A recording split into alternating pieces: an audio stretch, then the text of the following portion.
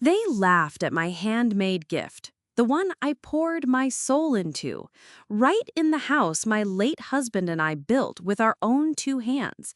So I gave them a surprise they could never return, an eviction.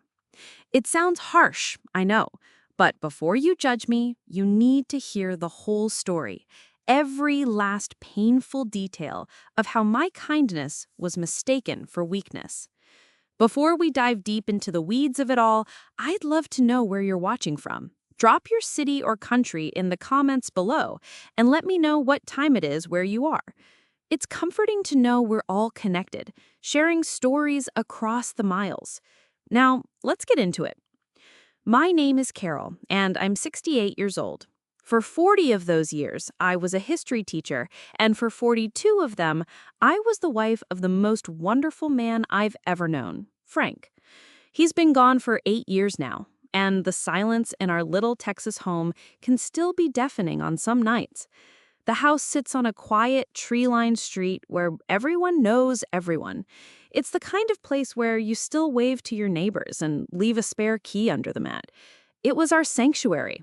Every brick and board a testament to a lifetime of love and hard work.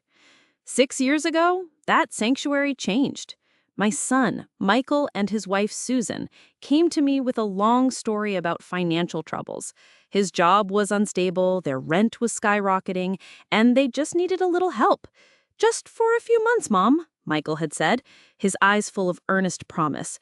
"Just until we get back on our feet." How could I say no? He's my only child. So I packed up a few of my most precious belongings, put the rest in storage, and moved into a small, one-bedroom rental apartment across town. I told myself it was the right thing to do, a mother's duty. A few months turned into a year. A year turned into 3. And now, 6 years later, they were still there. The temporary arrangement had become their permanent reality. And somehow, I had become the guest in my own home. The big, beautiful wedding photo of Frank and me that used to hang over the fireplace, it was replaced by a sterile, abstract painting Susan bought online. It was all sharp angles and cold colors, nothing like the warmth Frank and I had built. And Frank's armchair, the worn leather one where he'd sit every morning with his coffee and the newspaper, the one that still held the faint scent of his pipe tobacco if you buried your face in it, it was gone. When I asked, Susan waved a dismissive hand. "Oh, we moved it to the garage, Carol. It was so bulky and didn't match the new decor." The garage! My Frank's chair was in the garage, probably covered in dust and forgotten. In its place was a sleek modern treadmill that I had never once seen her use. The worst part was the subtle, condescending way they treated me. Whenever I'd come over for a holiday or a birthday, Susan would greet me at the door with a smile that never quite reached her eyes and say, "Carol, welcome. Make yourself at home." Make myself at home. The words were a tiny, sharp jab every single time. A reminder that this was no longer my space. I was an outsider, a visitor in the life I had built. As last Christmas approached, I felt a familiar ache of loneliness. I decided I would pour all my love, all my history into them, a gift that money couldn't buy, a gift I thought would finally make them see, finally make them understand. But I had no idea that this one heartfelt gesture was about to ignite a firestorm. What was meant to be a bridge of love would become the very thing that burned everything to the ground. And looking back, maybe it had to. How else could I see the truth of who my son and his wife had really become? I started working on their Christmas gift back in October. The nights in Texas were getting cooler, and I found comfort in the quiet rhythm of my project.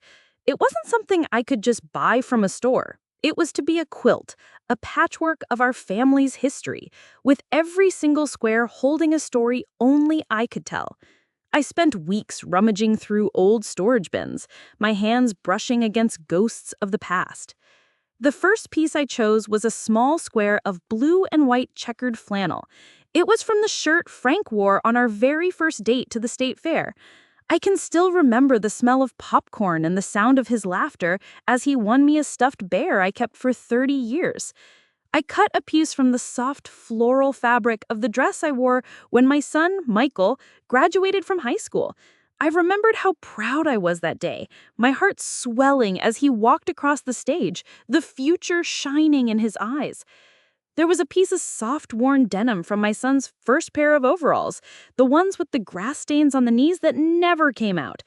There was a silky scrap from Susan's wedding dress, from the piece they'd given me for a keepsake.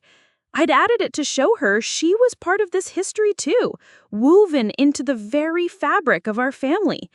The most precious piece, the one I placed right in the center, was a tiny square of yellow wool from the first baby blanket I ever knitted for Michael. It was faded and impossibly soft, and as I held it, I could almost feel the weight of my newborn son in my arms again. I wasn't just sewing fabric, I was stitching memories. With every push of the needle, I was reliving a lifetime. I worked late into the night. My reading glasses perched on my nose. The only light in my small apartment came from the lamp beside my chair. My fingers ached and my eyes grew tired, but I didn't mind. I imagined their faces on Christmas morning.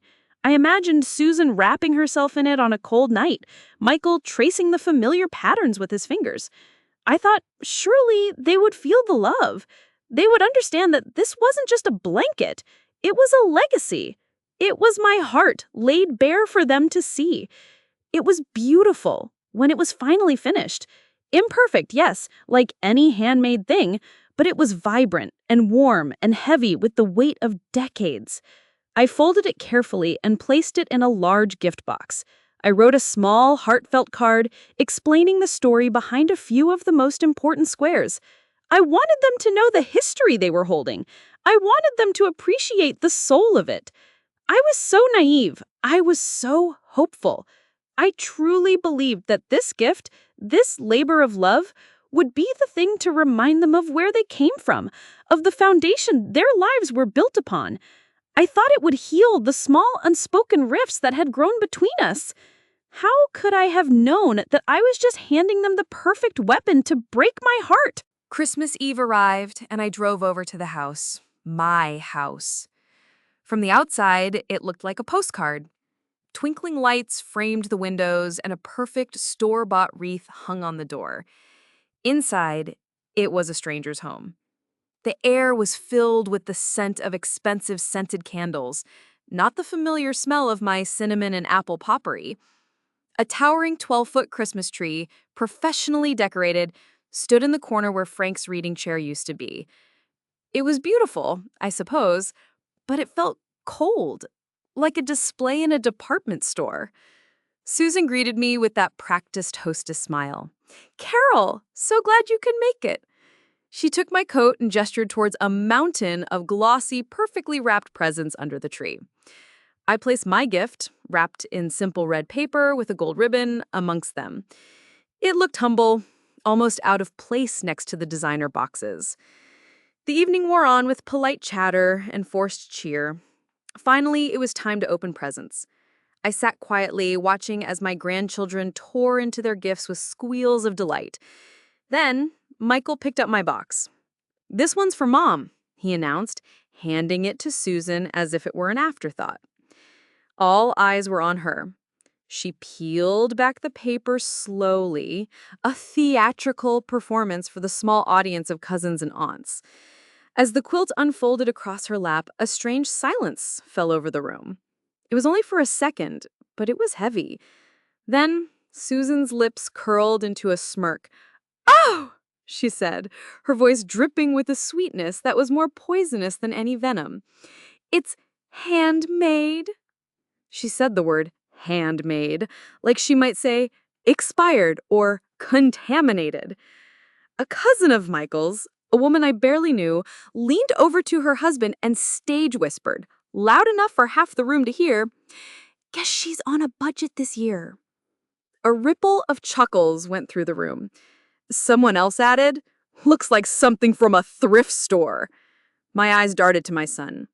I was looking for defense, for him to step in and say something. Instead, He just shook his head and grinned, a sheepish, apologetic look on his face. Mom, you still got that old sewing hobby, huh? The laughter swelled then. It wasn't the warm, joyous laughter of a Christmas family. It was sharp. It was pointed. It felt like tiny, sharp stones being thrown at my chest. My hands gripped the armrests of my chair so tightly my knuckles turned white, but I held my face perfectly still. I learned long ago not to give people the satisfaction of seeing my pain. Susan draped the quilt over the back of the couch with the kind of careless air one might use for a dish towel. Thanks, Carol, she said, already reaching for a sleek, expensive-looking box from her sister. And that was it. My gift, my heart, my history was dismissed. I tried to swallow the lump in my throat, but it wouldn't go down. I've been through worse in my life. Losing Frank was a pain beyond measure. But this felt different. This was a deliberate public humiliation served up by my own family in my own home. Later, as I was pretending to admire the ornaments on the tree, I heard Susan's voice drift from the kitchen just loud enough to carry. She was talking to her sister. Well, at least next year, she won't be able to afford even that. Another round of muffled laughter followed. That's when I knew. This wasn't just a thoughtless joke. This was malice. But what I didn't know was how deep that malice ran, and what they had already done with the gift I had poured my soul into. The truth was waiting for me, and it was far uglier than I could have ever imagined. I left the party as soon as I politely could. The fake smiles and cheerful goodbyes felt like ash in my mouth. The drive back to my small apartment was a blur of Christmas lights seen through watery eyes. I didn't sleep that night. I just sat in the dark, the echo of their laughter ringing in my ears. The image of my quilt, my life's work, slung over the couch like an old rag, was burned into my mind. The next morning, Christmas Day, I woke up with a cold, hard knot in my stomach. I couldn't shake a terrible feeling. I had to know. I picked up the phone and called Michael. My voice was steady, betraying none of the turmoil inside me. Michael, honey, I think I might have left my good wool scarf at the house last night. The gray one Frank gave me. Would you mind if I popped over to look for it? It was a lie, of course. The scarf was safe in my closet. I just needed an excuse. Sure, Mom. We're about to head over to Susan's parents, so the house is empty. Just let yourself in, he said, distracted and clearly eager to get off the phone. Perfect. The drive felt like an eternity. When I arrived, the house was silent. I used my old key, the one they never asked for back, and stepped inside. The remnants of the party were everywhere. Stray ribbons, a few forgotten paper plates. I walked straight to the living room couch. It was gone. The quilt was not there. My heart started to pound against my ribs, a frantic, panicked rhythm. I told myself to be calm. Maybe Susan had put it away somewhere safe. Maybe she'd folded it and put it in the linen closet. I checked. Nothing. I checked the guest room. Nothing. I looked in every closet, on every chair, in every corner of that house. It had vanished. A dreadful, sickening suspicion began to creep into my mind. It was a thought so ugly, so monstrous, that I tried to push it away. No, they wouldn't. Even they wouldn't do that. With trembling hands, I walked through the kitchen and out the back door. The air was frigid, biting at my cheeks. My gaze fell on the two large plastic trash bins standing by the side of the house, waiting for pickup after the holiday. My feet felt like lead as I walked towards them. I lifted the heavy lid of the first one. The stench of leftover Christmas dinner and damp cardboard filled the air. And there it was. My quilt. My beautiful, handmade quilt shoved deep inside the bin. It was crumpled and soiled, lying on a bed of greasy pizza boxes and wet coffee grounds. A large dark red stain, cranberry sauce maybe, had soaked through one of the squares, the one from Frank's favorite shirt. I just stood there, frozen, staring into that bin. It wasn't just a blanket in the trash. It was my memories. It was my love. It was my history. It was me. They had taken my heart and thrown it away with the garbage. The cold Texas wind whipped around me, but I didn't feel it. All I felt was a rage so pure and so cold it seemed to freeze the tears on my face. The sadness was gone, replaced by something hard and sharp and utterly unbreakable. I have to stop here and ask you, all of you watching, what would you have done in that moment? If you saw a piece of your soul, a gift made with pure love, treated like garbage by the people you love most, what would have been your next move? Let me know in the comments. I truly want to know. Because in that moment, standing over that trash can, I knew one thing for certain. A line hadn't just been crossed, it had been obliterated. This was no longer about a disrespected gift.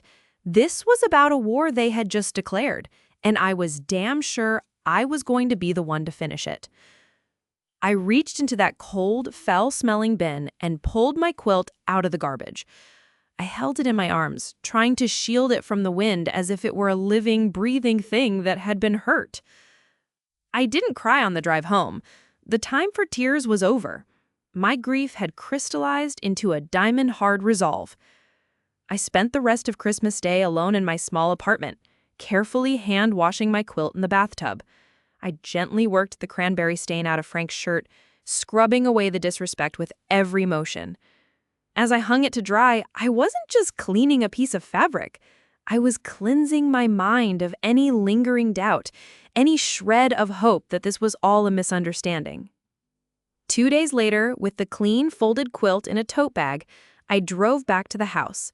This time, I didn't call ahead. I rang the doorbell and waited. Michael opened the door, a look of surprise on his face. "Mom? What's up?" "We need to talk," I said, my voice low and even. I walked past him into the living room and placed the tote bag on the coffee table. I pulled out the quilt and laid it carefully across the surface, the vibrant colors a stark contrast to the room's cold gray decor. "I found this," I said, looking him directly in the eye, "in the trash." For a flicker of a second, I saw panic in his eyes, but it vanished as quickly as it appeared, replaced by a look of weary annoyance. He wouldn't even look at the quilt. He looked at me. "Oh, Mom," he sighed, running a hand through his hair. "You can't be serious. It was an accident. Susan was cleaning up in a hurry after the party. She must have scooped it up with some wrapping paper by mistake. You know how she gets." An accident. He was calling it an accident. The lie was so blatant, so insulting, it took my breath away. "An accident, Michael?" I repeated, my voice dangerously quiet. It was stuffed at the bottom of the bin under a bag of food waste. He shrugged, the gesture a perfect picture of dismissiveness. "Look, I don't know what to tell you. You're making a big deal out of nothing. You're being too sensitive." Too sensitive. The two words every woman has heard when a man wants to invalidate her feelings. The rage inside me, the cold, clean rage, burned a little hotter. I decided to change tactics. "Michael," I said, my tone shifting, "let me ask you a question. Do you remember whose name is on the deed to this house?" He finally looked at me then, and a slow, arrogant smirk spread across his face. It was a look I had never seen on my son before, and it made my blood run cold. "Well, it's yours, technically," he said, leaning back against the couch, crossing his arms. "But let's be honest, Mom. It's basically our house now. We've been here for 6 years. We take care of it. We pay for the upkeep. You've got your own place. This is our home." There it was. The truth. Uglier and more entitled than I could have ever imagined. He didn't see this as a gift, as a temporary helping hand. He saw it as his due. He saw my home, Frank's home, as his property. I had to stop for a moment then, just to breathe. To hear those words from my own son, the boy I had raised, it was a deeper betrayal than finding the quilt in the trash. It was the erasure of my entire life, of Frank's legacy. It was then I knew that a simple conversation would never fix this. He didn't just disrespect my gift, he disrespected my very existence. And I knew, with chilling certainty, that he had to be reminded in no uncertain terms just whose roof he was living under. But how do you teach a lesson to someone who refuses to see they've done anything wrong? After that conversation, a week of tense silence passed. I didn't call them, and they didn't call me. I think Michael assumed his flimsy excuses had worked, that I had gone back to my little apartment to be sensitive and private. He had no idea what was brewing inside me. My anger wasn't fading, it was simmering, waiting for the right moment to boil over. The final push came not in the form of a cruel word, but in a plain white envelope. It was the utility bill. I still kept the electricity and water in my name. It was just easier that way, I'd told myself years ago. Another small kindness they had come to take for granted. Usually the bill was predictable, a manageable amount that I paid without a second thought.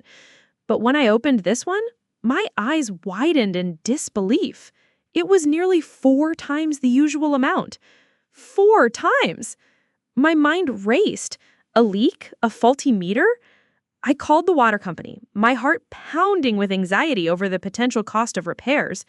The woman on the other end was polite but firm. "No, ma'am," she said after looking up my account. "There's no leak reported. Your usage just spiked dramatically over the last 30 days. It looks like you're running a sprinkler system almost constantly." A sprinkler system? I hadn't had a sprinkler system installed. Frank and I always watered the lawn by hand. It was our quiet evening ritual in the summer. Then the cold, hard truth hit me like a ton of bricks. Michael. Susan. My hands were shaking as I drove over to the house. I didn't bother ringing the bell this time. I walked straight around to the backyard. And there it was. A brand new state-of-the-art irrigation system with dozens of sprinkler heads dotting the lawn that Frank and I so carefully cultivated.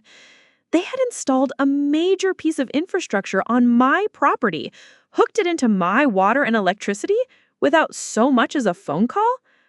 I found Susan in the kitchen, scrolling on her phone. I held up the bill. "Susan, can you explain this?" I asked, my voice trembling with rage I could barely contain. She glanced at the bill, then back at her phone, utterly unconcerned. "Oh, that. Yeah, we had a new sprinkler system put in last month. The lawn was looking a bit patchy. Doesn't it look so much better now?" "You had this installed without asking me? And you've been running it nonstop on my dime?" She finally looked up, her expression one of mild annoyance, as if I was the one being unreasonable.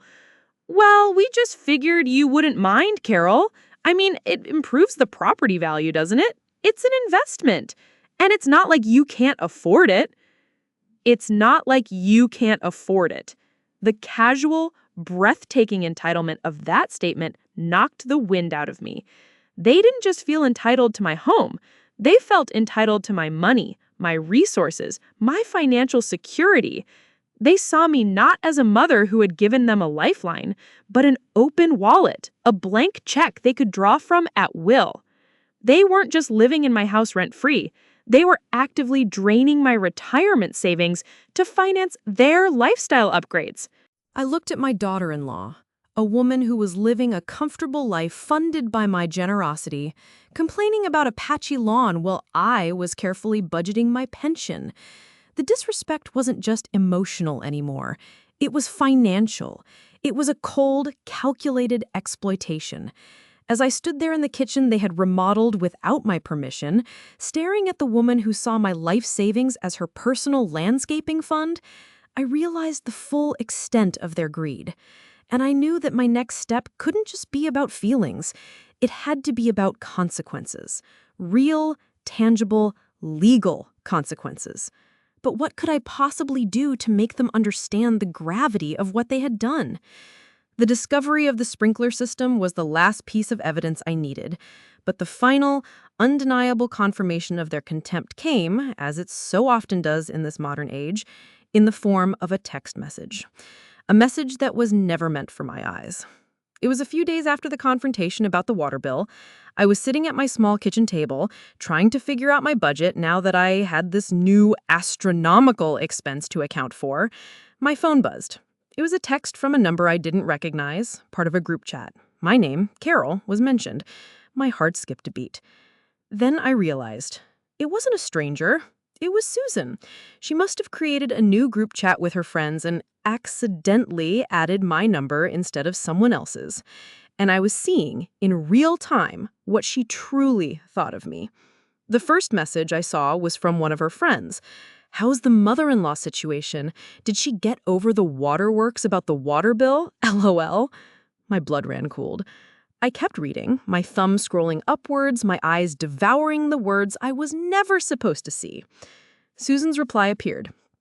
OMG, you guys, won't believe it. She came over acting like I'd stolen her life savings. It was so dramatic. It's like, what else is she even doing with her money? It's not like she goes anywhere or does anything. Another friend chimed in. Just ignore her. She's probably just lonely and bored. And then came the message that sealed their fate. The one that erased any possibility of reconciliation, any hope for forgiveness. It was from Susan. I wish she would just sign the house over to us already and get it over with. It's ours in every way that matters. She's just holding on to it out of spite. Honestly, her clinging to that old house is just sad. Sad. She thought my love for the home I built with my husband, the place where I raised my son, the sanctuary of my entire adult life, was sad? She saw my presence, my ownership, my very life as an inconvenience, an obstacle to be removed. They weren't just waiting for me to move on, they were waiting for me to disappear. I set the phone down on the table, my hand perfectly steady. There was no anger anymore, no shock, no pain. There was only a profound, chilling clarity. It was like looking at a math problem and suddenly seeing the simple, elegant solution. They didn't see me as family. They saw me as a landlord they didn't have to pay. They saw me as a bank they could withdraw from without permission.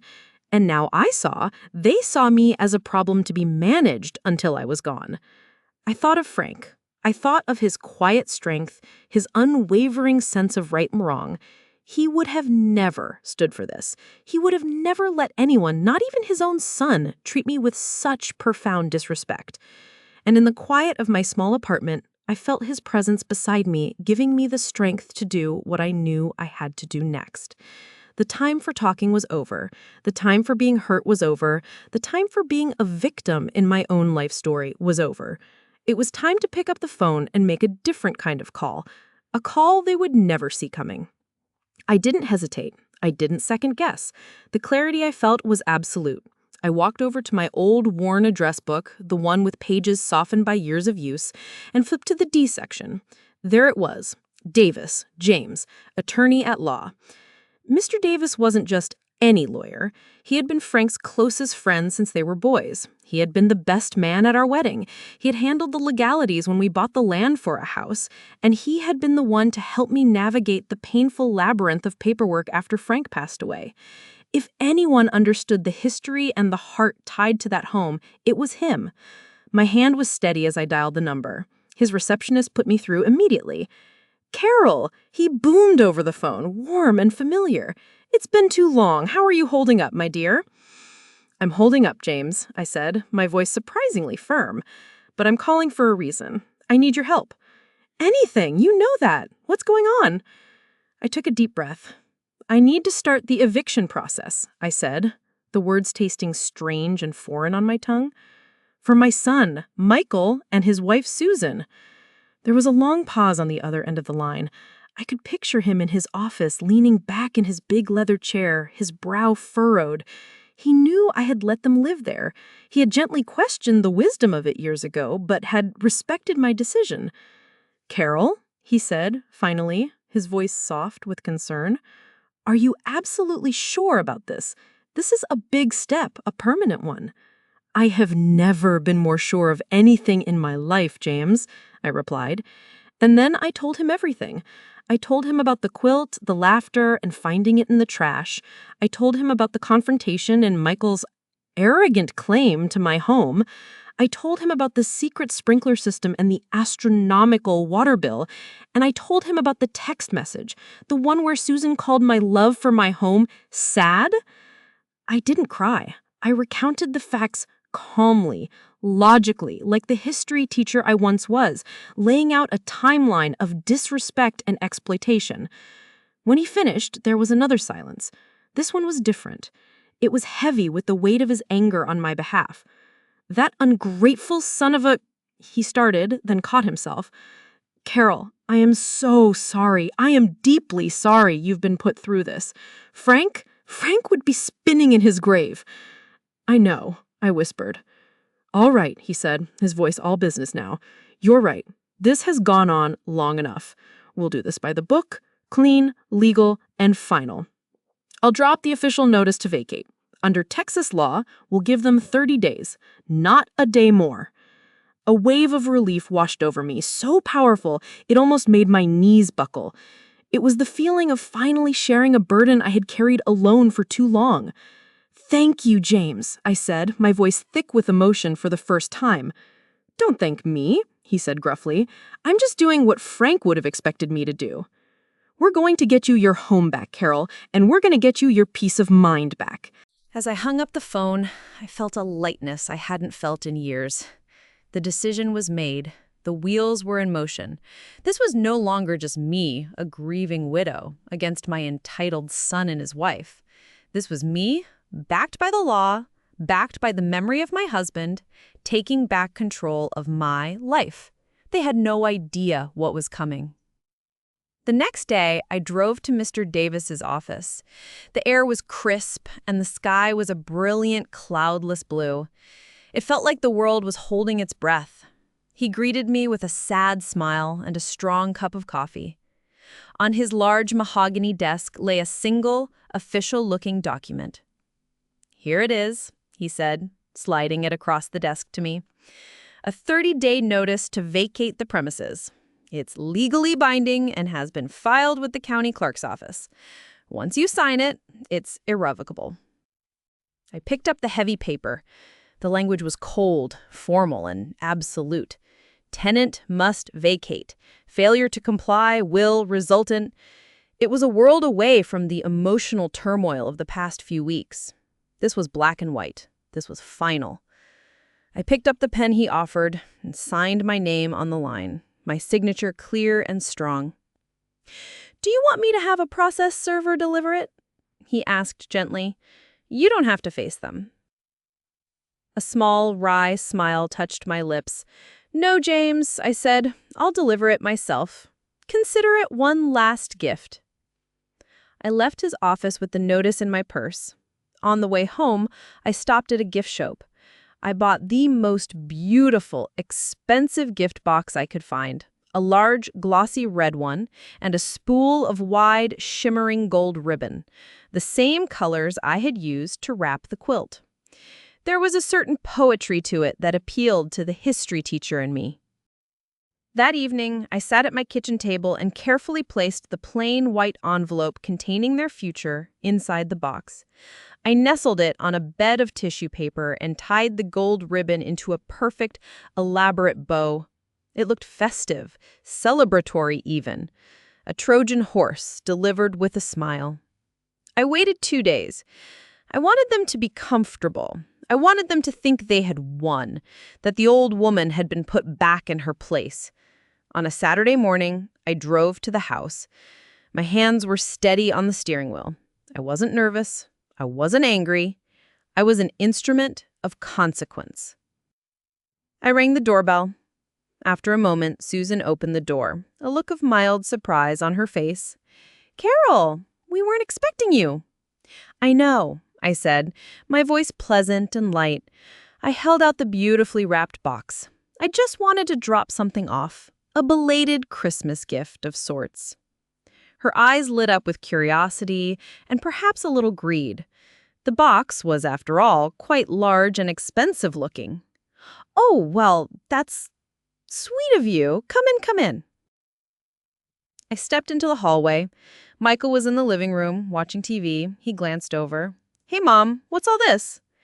"Just a little something I thought you both should have," I said, walking over and placing the box on the polished coffee table they'd bought with money I was sure they didn't have.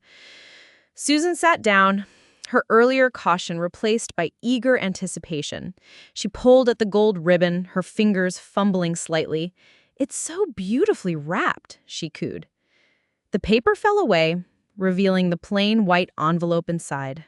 The festive mood in the room evaporated instantly. A look of confusion crossed Susan's face. She picked up the envelope, saw both their names written neatly on the front, and tore it open. She pulled out the document. Her eyes scanned the first line, then the second. Her face went slack, the color draining from her cheeks. She looked up at me, her mouth opening and closing like a fish, but no sound came out. "What?" Michael said, getting up from the couch. "What is it?" He snatched the paper from her trembling hand. He read the words aloud, his voice flat and disbelieving. "Notice to vacate premises? 30 days?" His head snapped up, his eyes wide with shock and fury. "You're evicting us?" I met his gaze without flinching. My voice was calm, clear, and devoid of emotion. "Yes," I said, "I am." The silence that followed my one-word answer was the loudest thing I had ever heard. It was thick with disbelief, with dawning horror, with a sudden violent shattering of their comfortable reality. Susan was still speechless, her hand pressed to her mouth, her eyes darting between me and the piece of paper, as if she couldn't comprehend what it meant. It was Michael who found his voice first, and it was laced with outrage. "You can't do this! This is insane! This is our home!" "No, Michael," I said, my voice remaining perfectly level. "This is my home. A fact you seem to have forgotten. I have been more than patient. I have given you 6 years. 6 years of rent-free living, of paying your bills, of turning a blind eye to the slow, steady erasure of me and your father from these walls. But after Christmas, after you laughed at my gift and then throw it in the trash, after I discovered you were secretly using my money to fund your renovations, I decided my kindness was a resource that you had officially exhausted." His face was turning a blotchy red. "The kids! What about the kids? You're gonna make your own grandchildren homeless over a stupid blanket? Do not bring the children into this," I warned, my voice hardening for the first time. "This is about the example you have set for them. They deserve to be raised by parents who understand gratitude and respect. They deserve to learn that you don't mock the hand that holds you up and then expect it to keep you from falling." Susan finally found her voice, a high-pitched, trembling wail. "This is cruel, Carol! How could you be so cruel?" "Cruel?" I let out a short, sharp laugh that held no humor. "No, Susan. This isn't cruelty. This is consequence. Cruelty is accepting someone's generosity for 6 years and then treating them like an inconvenience.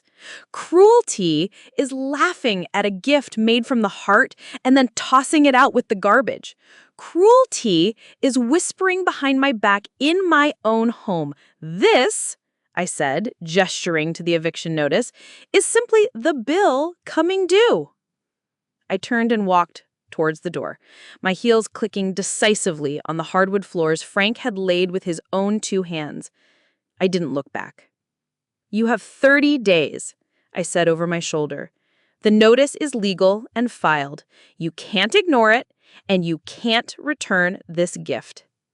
I walked out, closing the door softly behind me. The cold air felt clean and sharp against my face.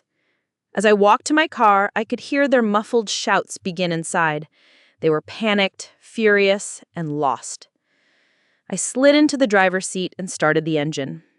For the first time in 6 years, I felt like the house was truly mine again. Not because I was moving back in, but because the balance of power had finally, irrevocably, shifted. The countdown had begun. It didn't take long for the next phase to start. 2 days later, there was a knock on my apartment door. It was Michael, alone this time. His face was pale. His eyes were red-rimmed, and he looked like he hadn't slept. The anger was gone, replaced by a desperate, calculated sorrow. "Mom," he began, his voice cracking, "can I come in?" I stepped aside.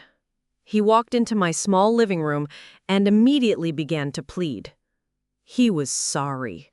So sorry. He didn't know what he was thinking. It was the stress from work. It was Susan's influence. It was a stupid, thoughtless joke that went too far. The excuses tumbled out of him, one after another. Then came the tears.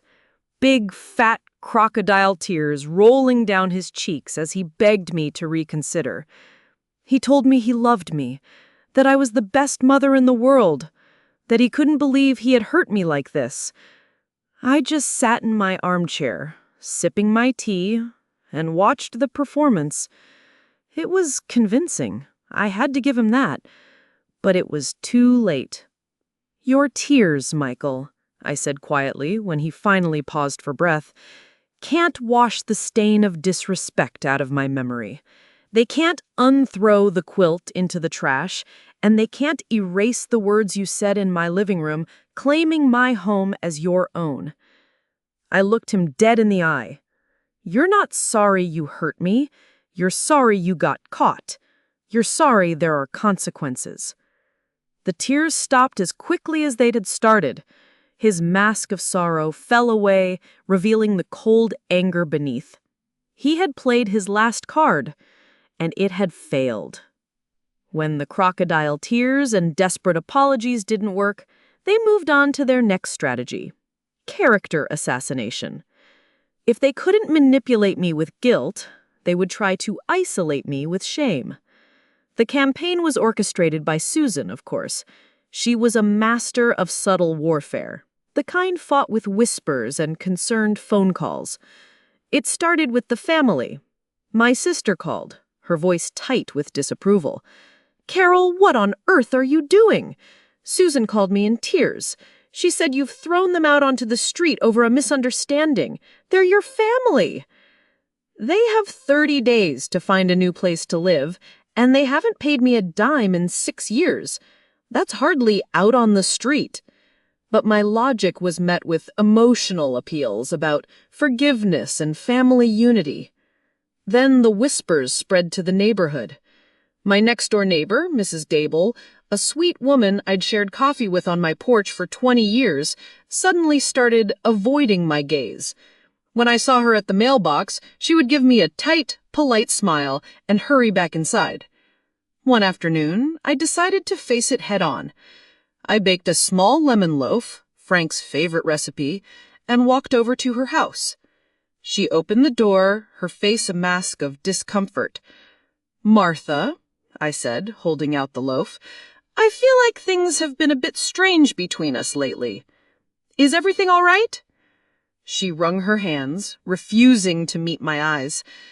"Well, Carol, it's not my place to say," she stammered. "It's just Susan stopped by the other day. She was so distraught. She said you've thrown them out onto the street over a misunderstanding. They're your family." "She was so distraught," she said. "Yes," Mrs. Gable continued, lowering her voice conspiratorially. "She said you've been different since Frank passed. More forgetful, a bit paranoid. She said you concocted this whole story about them throwing away a blanket and that you're evicting them in a fit of, well, she suggested you might not be thinking clearly. She was just so concerned that you were making a terrible decision you would later regret." I felt the blood drain from my face. It wasn't enough to paint me as cruel. They were trying to paint me as crazy, as a confused, grieving old woman who was losing her mind. It was a calculated, vicious move designed to strip me of my credibility, to make everyone doubt my version of events. They were trying to gaslight an entire community on my behalf. I looked him dead in the eye. "You're not sorry you hurt me. You're sorry you got caught. You're sorry there are consequences." The tears stopped as quickly as they had started. His mask of sorrow fell away, revealing the cold anger beneath. He had played his last card, and it had failed. When the crocodile tears and desperate apologies didn't work, they moved on to their next strategy: character assassination. If they couldn't manipulate me with guilt, they would try to isolate me with shame. The campaign was orchestrated by Susan, of course. She was a master of subtle warfare, the kind fought with whispers and concerned phone calls. It started with the family. My sister called, her voice tight with disapproval. "Carol, what on earth are you doing?"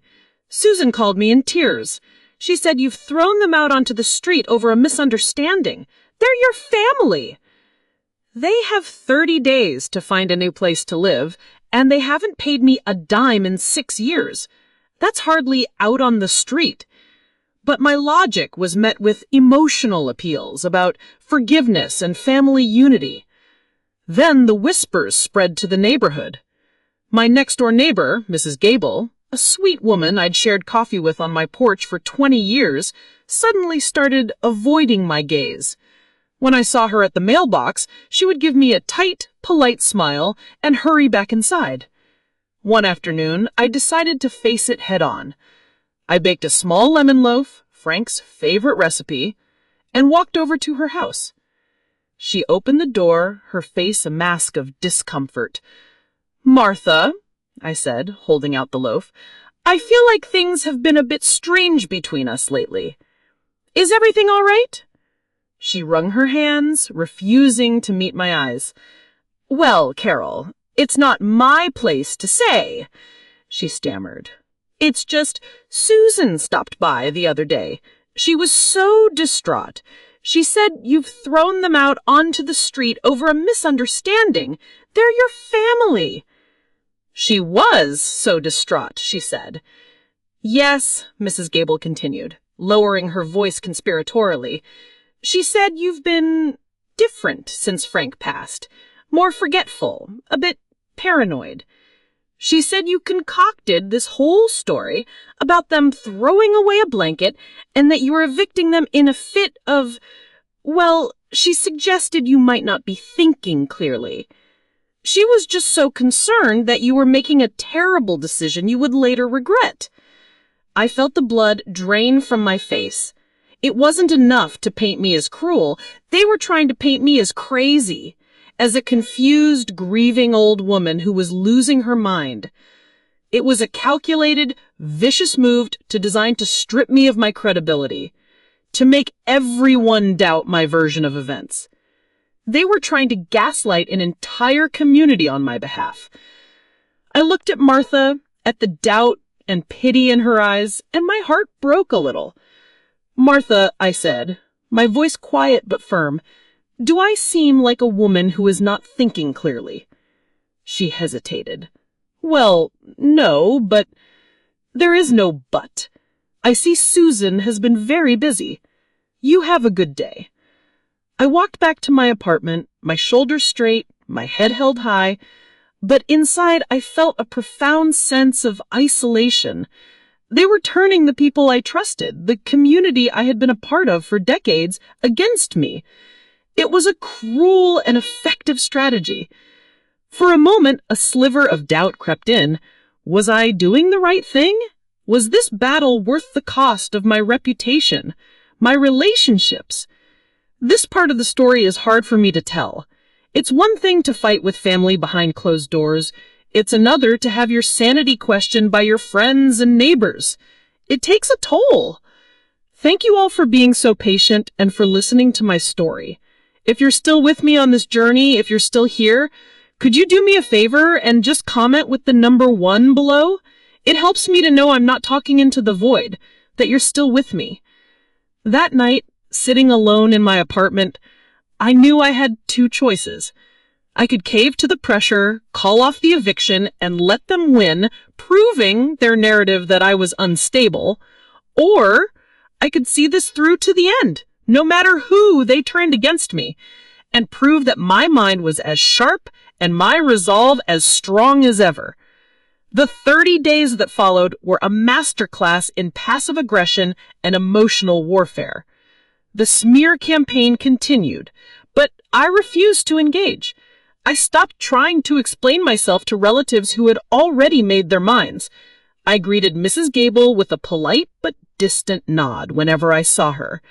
I retreated into myself, finding strength in the quiet conviction that I was doing the right thing. My only anchor was my weekly phone call with Mr. Davis, who assured me that everything was proceeding legally and that I just needed to hold firm. Michael and Susan, realizing that their tactics weren't working on me, shifted. I watched it all from the window of my small apartment across town, feeling like a general observing a battle from a distant hill. It was a pathetic, transparent performance, and while it may have fooled some, I knew the truth. They weren't scrambling to find a place to live because they were destitute. They were scrambling because their free ride was over, and the reality of paying their own way was a shock to their system. The phone calls didn't stop, but their tone changed. The crocodile tears were gone, replaced by bitter accusations. "You've ruined our lives," Michael texted me one night. "I hope you're happy, all alone in that big empty house." "You're a selfish, bitter old woman," Susan wrote in an email. "You'd rather have an empty house than see your own son happy." I never replied. Replying would be like adding fuel to their fire. My silence, I knew, was more infuriating to them than any angry word I could have said. It was a wall they couldn't penetrate, a calm sea that refused to be disturbed by their manufactured storm. Each day that passed, I felt a little bit stronger. Each slammed door, each theatrical wail only solidified my resolve. They weren't just moving out of my house, they were revealing their true character to the world, layer by painful layer. They thought they were making me look like the villain, but all they were doing was proving my point. The final week of January arrived, cold and gray. The moving truck was finally being loaded. I saw them carrying out the oversized leather couch that had replaced Frank's armchair, the trendy gray paint cans from the hallway they'd repainted, the expensive treadmill. They were taking the life they had built, but they were leaving behind the foundation I had provided. And soon, very soon, that foundation would be mine again, free and clear. The end was in sight.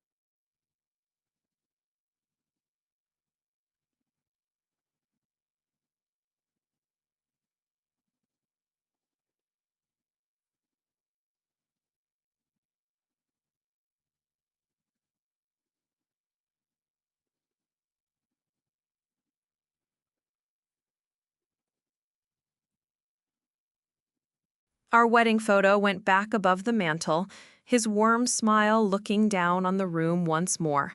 The small, familiar objects that make a house a home found their places again. My collection of antique teacups, Frank's favorite books, the hand-carved bird he had made for me one anniversary. The last thing I brought into the house was the quilt. I had kept it carefully folded in my apartment. Now I unfolded it, its colors bright and vibrant in the sunlit room. I didn't put it away. I draped it lovingly over the back of Frank's armchair. It was a statement, a declaration. This object, which they had deemed trash, was now a treasured centerpiece. It was a symbol of my resilience, a testament to the love that had endured despite everything. I didn't rush to move back in. I took my time. I spent my days there, working and healing, but I returned to my small, quiet apartment at night.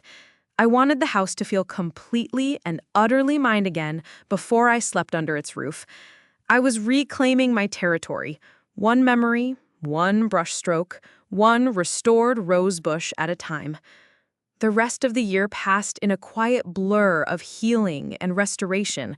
I slowly moved my life back into my home, and with each passing season, it felt more and more like my own again. The ghost of their presence faded, replaced by the warm, comfortable familiarity of my life with Frank. When December rolled around again, the thought of Christmas didn't fill me with the dread it had the year before. This year, I decided, would be different. I wasn't going to let their actions poison this season for me forever. I was going to reclaim Christmas, too. I didn't send out dozens of invitations. I didn't plan a lavish, magazine-perfect party like Susan used to. Instead, I made a few phone calls. I invited my sister, who had since called to apologize after hearing the full story from Mr. Davis. I invited a few of my old colleagues from the school library, and I invited my neighbor, Mrs. Gable. After a few weeks of seeing me work in my garden, seeing the house come back to life, she had come over one afternoon with a plate of cookies and tears in her eyes. "Carol, I am so sorry. I listened to gossip instead of trusting the friend I've known for 20 years. Can you ever forgive me?" I told her there was nothing to forgive, and our friendship was slowly, carefully, being rebuilt. On Christmas Eve, my house was filled with a different kind of warmth. It wasn't the loud, chaotic energy of last year. It was a soft, gentle glow. The air smelled of roasting chicken and freshly baked bread, not expensive candles. We sat around the dining room table, sharing stories and laughing. Real, genuine laughter that warmed the soul. After dinner, we gathered in the living room. Frank's armchair with the quilt draped over it was the center of the room. When it came time for gifts, I had only one to present. I stood up and took the quilt from the chair. I held it up for everyone to see. "This quilt has a bit of a history," I began, my voice steady. "It was meant to be a gift last year. It was made with love, from pieces of my family's past, but it wasn't received that way. It was mocked, and it was discarded." A hush fell on the room. My friends looked at the quilt with new eyes. This year, I want it to be received the way it was always intended, not as a gift to one person, but as a story to be shared with all the people who truly make up my family. I handed it to my sister first. She unfolded it carefully, her fingers tracing the different squares. "Oh, Carol, it's beautiful." "Every piece has a story, doesn't it, Mrs. Gable?" asked softly from her seat. I nodded, a smile finally reaching my eyes. Every single one. And so the quilt was passed from hand to hand, and as it went around the room, I told them the stories. This blue checkered one was Frank's shirt from our first date. This flower one was my dress from Michael's graduation. They listened. They asked questions. They touched the worn fabrics with a reverence that brought tears to my eyes. They cared. In that moment, surrounded by the warmth of true friendship, with my home filled with love and respect, I realized something profound. The eviction was never about revenge. It was about respect. It was about drawing a line. It didn't erase the years of hurt, but it stopped the bleeding. It was a declaration that my kindness was not a weakness, and my home was not a public commodity.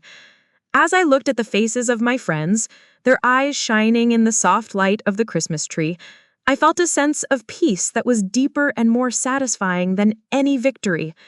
I had lost a son, perhaps for good, but I had found myself again, and that was the greatest gift of all. The night wound down slowly, peacefully. As I stood at my doorway, seeing my friends off into the crisp, starry night Texas night, Mrs. Gable gave me a tight hug. "You deserve this, Carol," she whispered. "You deserve all this peace and happiness." And for the first time in what felt like a lifetime, I truly believed her. Closing the door to my quiet, warm house, I walked back to the living room and sat in Frank's chair. I pulled the quilt over my lap, its familiar weight a comforting presence. Staring into the twinkling lights of my modest Christmas tree, I finally understood the lesson this painful year had taught me. I had learned that kindness is not a contract. It is not a debt that others are entitled to collect. It is a gift given freely from the heart. And when that gift is trampled upon, when it is taken for granted and treated with contempt, you have every right, no, you have a responsibility to yourself to take it back. You are allowed to stop giving to those who only know how to take. Sometimes the most powerful act of self-love is not to build a bridge, but to draw a line in the sand. It's the act of standing firm on your own ground and saying with a clear and unwavering voice, "This far and no further. My peace is not negotiable. My dignity is not for sale." Evicting Michael and Susan was the hardest thing I've ever had to do. But it wasn't about punishing them. It was about protecting myself. It was about honoring the life and the home that Frank and I built together. It was about teaching a final, painful lesson. You should never, ever take for granted the roof over your head, especially when you didn't build it yourself. That's my story. It's been a long and difficult journey, and I thank you for walking it with me. Now, I want to hear from you. Has there ever been a time in your life when you had to make a difficult choice to protect your own peace, your own dignity, even from the people you were supposed to love? Please share your experience in the comments below. Your stories matter, and they help all of us feel a little less alone. If this story resonated with you, if it touched your heart or made you think, I would be so grateful if you would give this video a like. And please consider subscribing to the channel so you don't miss more true stories from people just like us. Thank you from the bottom of my heart for listening.